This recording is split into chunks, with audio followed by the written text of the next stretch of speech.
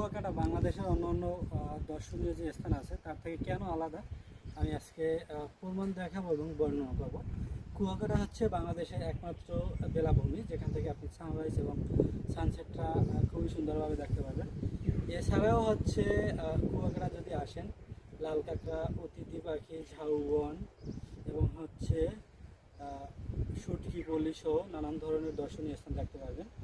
কুয়াকাটা হচ্ছে বাংলাদেশে একমাত্র নিরাপদ এবং হচ্ছে নিরিবিলি বীচ।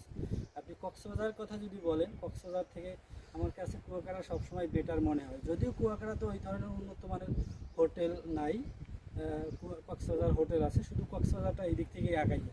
তবে দর্শনীয় স্থানের কথা যদি বলেন বা নিরিবিলি সুন্দরভাবে যদি ভ্রমণ করতে চান, অবশ্যই আপনার হচ্ছে কুয়াকাটাটা পারফেক্ট।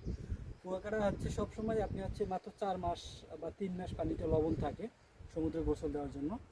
আর হচ্ছে আপনি যদি এপ্রিল থেকে অক্টোবর পর্যন্ত কুয়াকাটার সমুদ্রের পানিটা আপনি মিষ্টি পাবেন। কিন্তু কক্সবাজার আপনি কখনো জায়গায় ঠিকভাবে গোসল দিতে পারবেন না।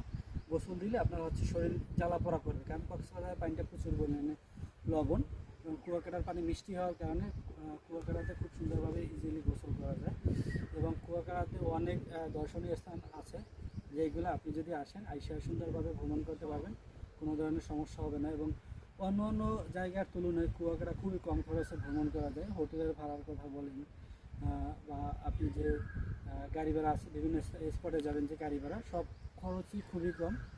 অন্য অন্য অঞ্চলের খরচগুলো বেশি, যার কারণে আপনাদের সবাইকে কুয়াকাটা আসার আমন্ত্রণ রইল। কারণ কুয়াকাটা হচ্ছে বাংলাদেশের একমাত্র নিরাপদ এবং কম খরচে ঘোরা যায় এবং খুবই খুবই খুবই সুন্দর একটা জায়গা। যেমন আমি কিন্তু এখন আছি ঝাউবনে, এই ঝাউবনটা খুবই সুন্দর। এবং এছাড়াও আমার আরও ভিডিও পাবেন আমার পেজ যদি ঘুরে আসেন।